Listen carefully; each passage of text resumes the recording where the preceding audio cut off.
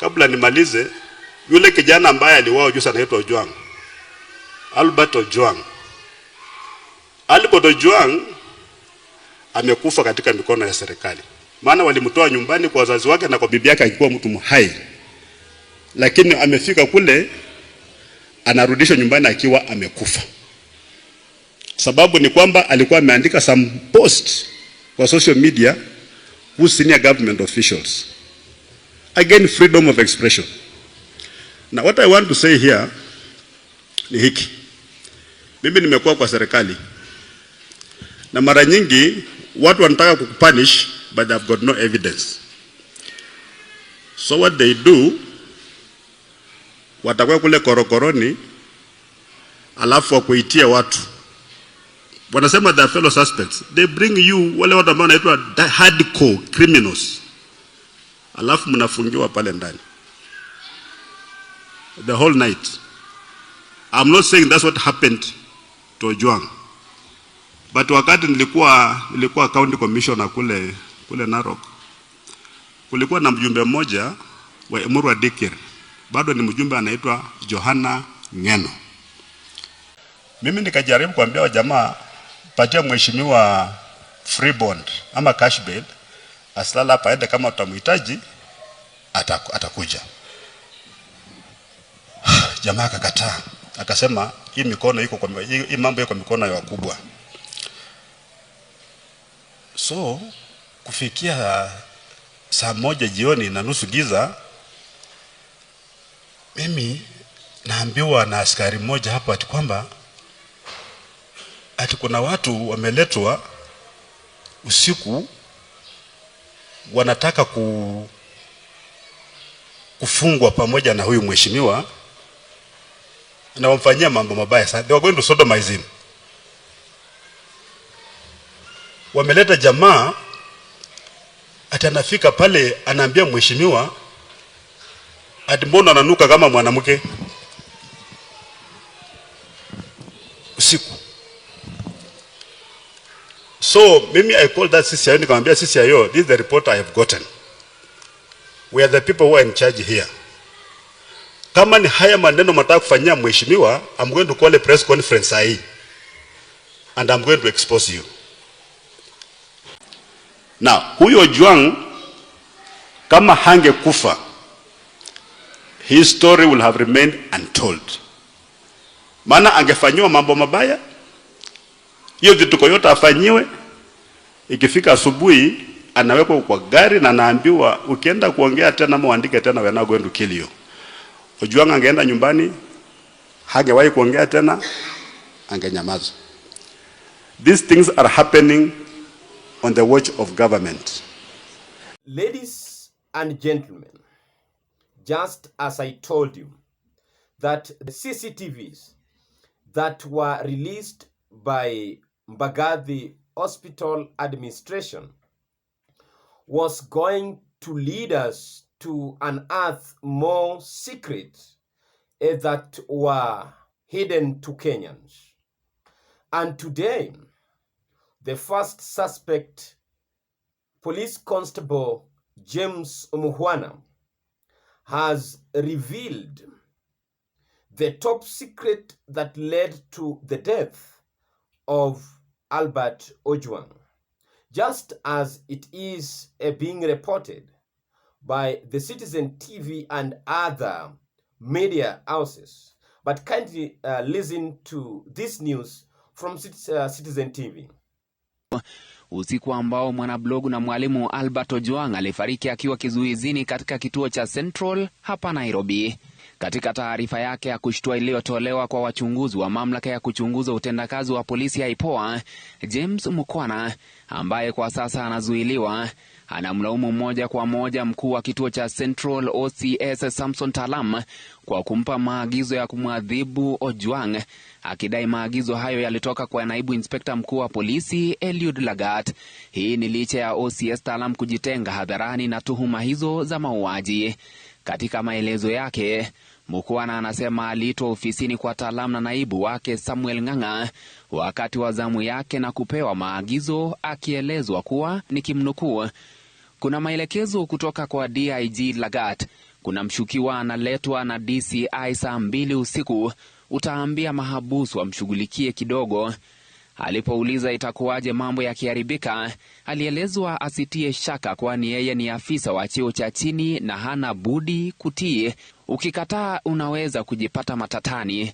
Huwezi kataa amri ya mkubwa. Mukhwana anaeleza kuwa mnamo saa 3 usiku, gari aina ya Subaru nyeusi liliwasili kituoni likiwa na mtu aliyewekwa pingu, ambaye baadaye alithibitishwa kuwa ni Albert Ojwang. Alimpigia simu OCS Talam, ambaye alithibitisha kuwa huyo ndiye mshukiwa aliyepaswa kuadhibiwa. Saa 3:20 usiku, Ojwang alisajiliwa rasmi kama habusu, na muda mfupi baadaye mateso yakaanza katika seli ya mwisho iliyo kando na vyoo. Mukhwana anasema alipigwa na wenzake 4: Collins Ireri, Jill Amiton, Brian Mwaniki na Eric Ndambuki, ambao tayari wamekamatwa na kufikishwa mahakamani. Anadai aliposikia kelele na vilio kutoka seli hiyo, alikimbia kuingilia kati akiwa na afisa Kemani. Walimpata Ojwang akitokwa damu mdomoni, akiwa ameketi chini na kulala ukutani akionekana vibaya. Saa 4 usiku alimwagiza naibu OCS Inspector Ng'ang'a ampeleke Ojwang hospitalini kabla yeye hajarejea nyumbani. Siku iliyofuata tarehe 8 Juni, Mukhwana anasema alipokea simu nyingi kutoka kwa maafisa wenzake wakimuuliza kama amesikia yaliyompata Ojwang. Alipopiga simu kwa Ng'ang'a, alielekezwa muulize OCS. OCS alipokea simu na kumwambia vitu si mbaya, tuko salama. Lakini ilipofika tarehe 11 Juni, Mukhwana aliitwa na IPOA kuandika taarifa rasmi. Anakiri kuwa alitoa maelezo ya uongo, akiamini kuwa walikubaliana kuficha ukweli. Baadaye aligundua kuwa maafisa wenzake walimtelekeza na kumtupia lawama peke yake.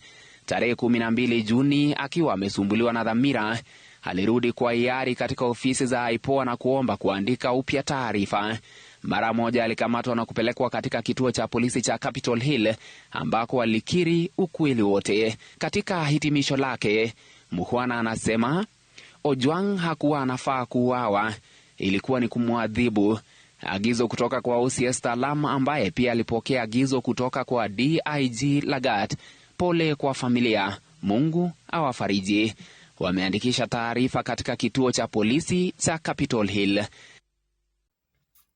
That shows you clearly, ladies and gentlemen, that now Ojwang was killed by the fellow inmates under the instruction from James Mukhwana, who was having the keys to the cells. And the instruction that Mukhwana was issuing to the inmates were dispensed to him right from the complainant Eliud Lagat, the Deputy Inspector General of Police, and then to the OCS himself, Samson Talam. And that is why I told you yesterday that Talam had to excuse himself from the station, so that once these things have been done, he will claim that he wasn't around. And that is what we are being treated to up to this moment, ladies and gentlemen. And these are the reasons why I want to tell you that Eliud Lagat had to step aside. Imagine that Constable James Mukhwana was paid only 2,000 shillings to issue these orders, and with assurance of protection from the seniors, because according to his lawyer, he was told that he is just a junior officer and he had to obey the orders or the command from his seniors, and failure to do so, he will face the dire consequences. And that is why the IPOA always tell police officers that when you listen from the orders of your seniors to commit any crime, you will carry a responsibility. Who will bear the responsibility on this case now? Constable Mukhwana cannot now escape from this. And now Kenyans will be looking up to the IPOA when they will call the DIG, who has now stepped aside from the office to record a statement, because now the statement that has been issued through his lawyer, James Mukhwana, is placing the two prime suspects, Talam and DIG, at the center of the death of Ojwang. And I can say now that I have started to get some conviction that indeed IPOA are trying to do some serious case here now, because they are going to the right people at the right time. And that's why many people have said that this case could be the easiest one to prosecute, including former police spokesperson Charles Owino said that the Ojwang's case is a very easy case, and people are wondering why IPOA are taking too long. And from the look of things now, Kenyans can start having some confidence in IPOA that indeed, at the end of the day, the truth shall be known, and whoever killed Ojwang will be known. And James Mukhwana's revelation have now told Kenyans exactly what happened. We need no more explanation. What we need now is to see the law taking its course, and the right people are taken to court and eventually to prison. Now, 2,000 shillings can make you take away someone's life. And Mukhwana is saying that after this suspect have tortured Ojwang, and he had suspected that they would cause more harm than good, he decided now to take Ojwang to a separate cell. The question is, at what time did this happen? Now, after piling pressure, and what Maraga just issued was some kind of threat to the government that if DIG Lagat will not step aside or resign, the Inspector General of Police is not arrested, and the DCI for giving false information under the oath. On 25th, Kenyans are booking a date with them to do a mother of protest in memorial of last year's Gen Z protest. And that is why earlier today, the CS for Interior and Security, Murkomen, had to issue a statement on the state of security. And I remember one of the journalists asked him the question regarding the resignation of Eliud Lagat. And in his response, he said that that is a bridge that we will cross when we reach there. And if you listen to him carefully, he had alluded to the possibility of Lagat resigning, because he said that if the need will be that Lagat to step aside to help in investigation, it will be done, but that is something that will happen when such a time will come. But let me now tell you that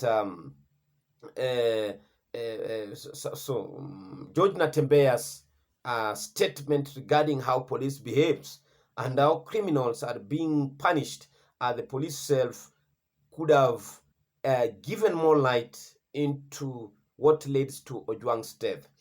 Natembeya said before church that he remembered at some point when he was regional coordinator of Rift Valley, and Murwa Dekir member of parliament Johanna Ngeno was arrested, and there was a plan to sodomize him, and this was to be done by some serial criminals or suspect within the police custody. and the instruction were to be given by the DCI. And once he got this information, he issued order that the MP to be transferred to another police station. Failure to do so, he was going to call a press conference to expose that fraud. And that is how he saved the life of Emurua Dikir member of parliament, Joanna Ngeno, from such disgraceful act that was planned by some people within the police. And he said that that is how police operates. And in less than 24 hours, after he had issued such statements, and then James Mukhwana is coming out to give revelation that indeed that is what happened to Ojwang. So was he sodomized, as Natembeya said that there were such plans to be acted against Emurua Dikir member of parliament Joanna Ngeno? That is a question to be answered only in the course of time. But what we have come to realize is that now Ojwang is going to his grave with very heavy secrets that nobody will ever know. Whatever is going to be buried with are things that we wish he would have been alive to tell a story one day, but it is sad that he died and he will be buried with those secrets. But they are top secrets that only those who have gone under such kind of experiences can tell us. And what we want to believe is that now there are many people outside here who has gone such kind of experiences, and due to the threats against their lives, they cannot come out to testify that indeed such things happens. But we thank God that George Natembeya said, if you see something that someone in the caliber of George Natembeya who has worked in that department say that he reached to a point that he was ready to take away his life rather than to be subjected to such kind of humiliation and disgrace, then these are very painful and very shameful acts that are being subjected to Kenyans in police custody, where we believe that they are safe, and indeed they should be safe. So ladies and gentlemen, thank you for your time, and may God bless you.